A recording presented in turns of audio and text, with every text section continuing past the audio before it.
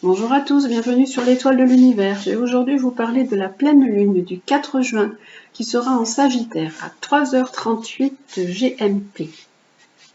Cette pleine lune du mois de juin est appelée de différents noms. On peut l'appeler, alors ça s'appelle lune des fraises, lune rose, lune des amoureux ou lune de miel.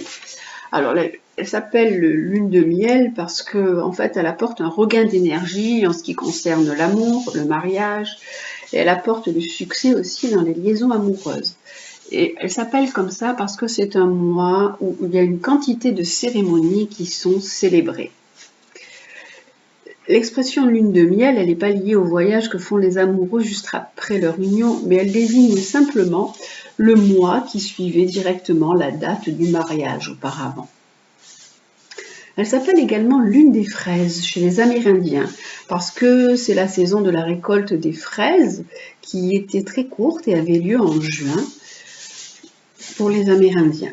En Europe, la pleine lune de juin est nommée la lune rose.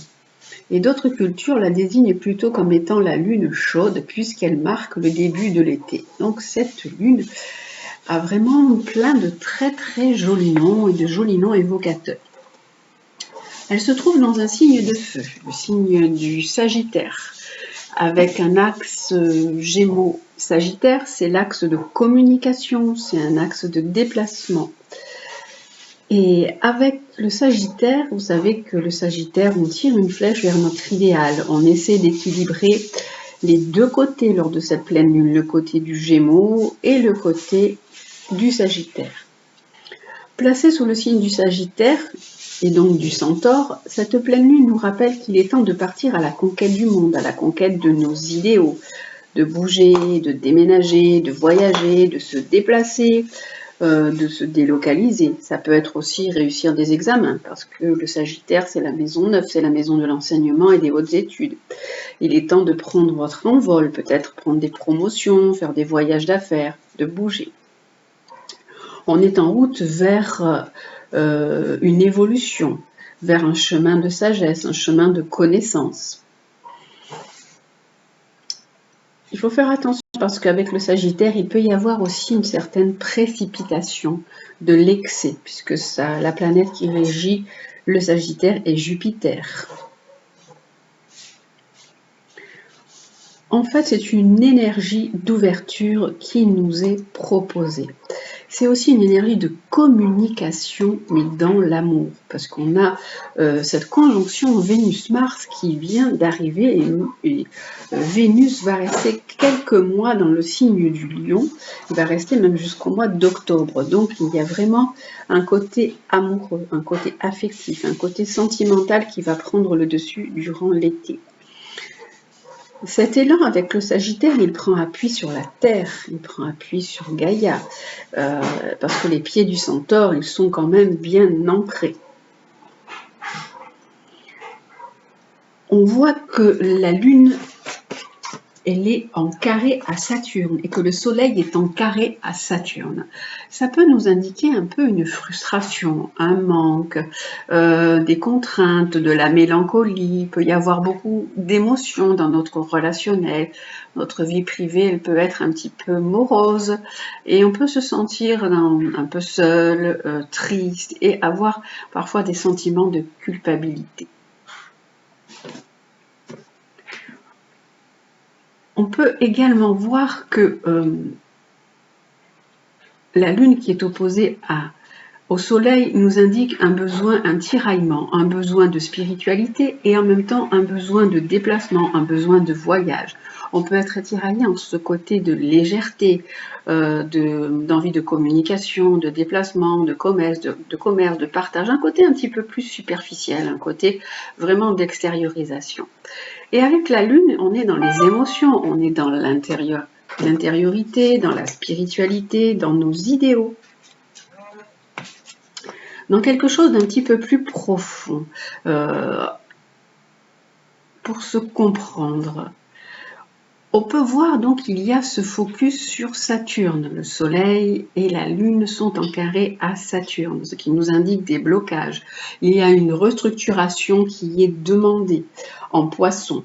En Poisson, on peut avoir le syndrome de la victime et du sauveur. Alors, selon où tombe votre signe de poisson, vous allez voir dans quel domaine une restructuration est demandée. Si c'est en maison 1, c'est sur votre personnalité profonde. Si c'est en maison 2, c'est sur vos finances, votre façon de gagner votre vie. Votre 3, c'est votre mental, votre entourage. 4, famille. Le 5, c'est les amours, etc. Voilà, chaque maison a une signification. Donc, je pense que maintenant, vous le savez. À vous de voir ce qui est proposé par Saturne et dans quelle maison. Vos projets peuvent être aussi ralentis, retardés, il peut y avoir un peu des blocages. On peut voir une conjonction aussi de Mercure et Uranus. Alors c'est une belle conjonction parce que ce sont deux planètes qui fonctionnent très bien ensemble. On peut avoir beaucoup d'idées nouvelles, des idées originales, un mental ouvert, des nouvelles opportunités. Mais attention, c'est quand même un petit peu une conjonction électrique, Mercure-Uranus. On peut avoir des fois une communication un peu impulsive et un peu virulente.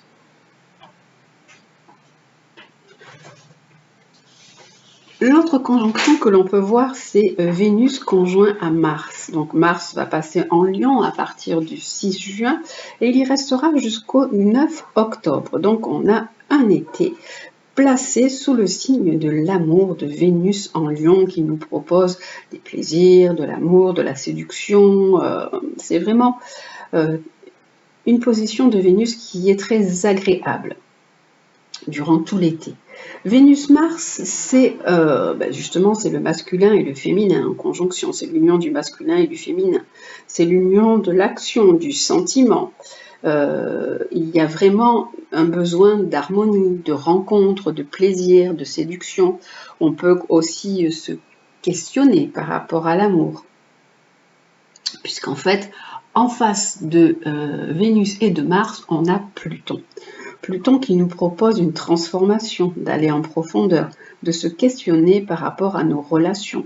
Comment peut-on changer nos relations? Comment peut-on les transformer en profondeur? Ces relations en Lion, elles vont nous permettre de rayonner, d'être plus dans l'amour, plus dans le cœur, de faire les choses avec notre cœur. On a vraiment le cœur qui est mis sur le devant de la scène. Sur le thème, là, on ne le voit pas, mais il y a la lune noire qui est conjointe à Vénus. La lune noire, vous savez que c'est un point fictif et représente un manque. Alors, la lune noire conjointe à Vénus, on peut ressentir malgré tout un manque d'amour, une frustration. Comment on peut montrer, comment on peut rayonner cet amour, pourquoi on ressent ce manque, on peut s'interroger par rapport à ça. Mars peut également représenter le frère, donc vous pouvez aussi, il peut y avoir en ce moment des relations frères-sœurs à changer, à transformer, des relations, à repenser vos relations avec le frère et la sœur. Il peut y avoir des choses à changer.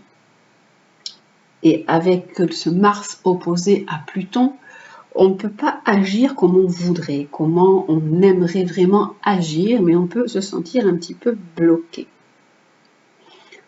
Vénus, on peut voir qu'il est en bel aspect, elle est en bel aspect à Neptune. Elle a un très beau trigone à Neptune. Donc ça, c'est vraiment l'amour universel, c'est la créativité, la création, c'est l'amour qu'on peut donner à recevoir, un amour où on peut être aussi dans la compassion, dans l'empathie.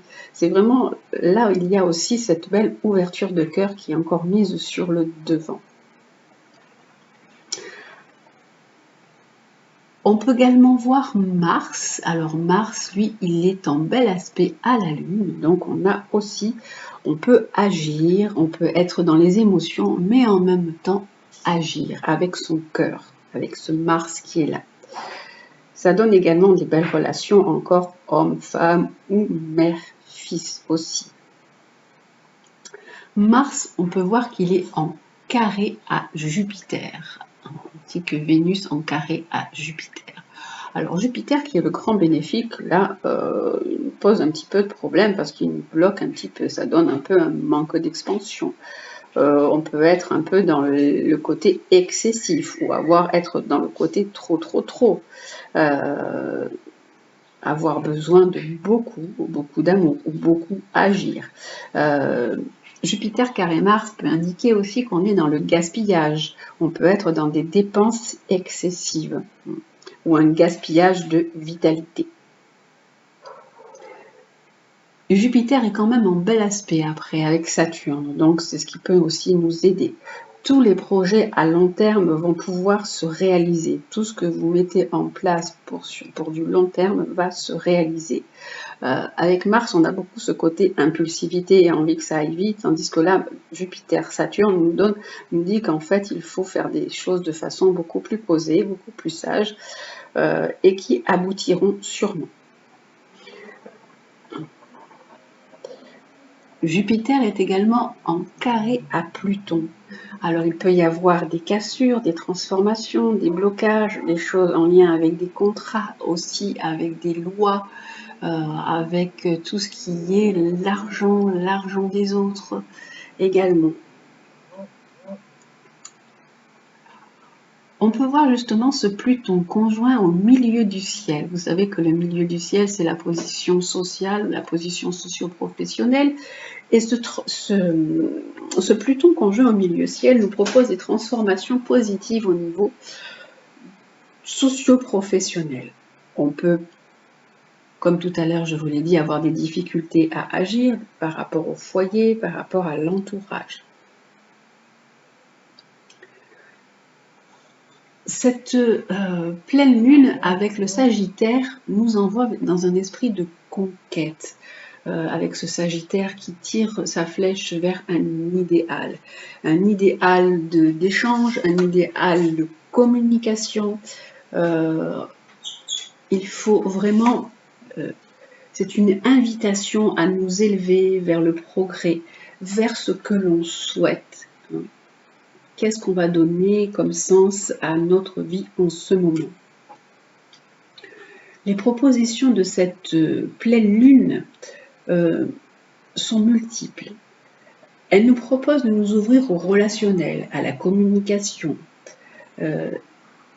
d'accroître vos connaissances, de vous en remettre à plus grand que vous, d'émettre des vœux liés à l'amour, au voyage, de calmer votre agitation intérieure afin de percevoir la présence de votre âme, de rayonner, d'installer l'amour et la confiance au sein de vous-même, de prendre rendez-vous avec votre cœur, de célébrer la lumière, cultiver la joie, la positivité, la positive attitude, puisque Jupiter est le maître du signe du Sagittaire, de vous ouvrir à de nouveaux horizons, ouvrir votre cœur à l'amour, vous remplir d'amour, croire en l'univers et lâcher vos peurs, et aussi vivre avec passion.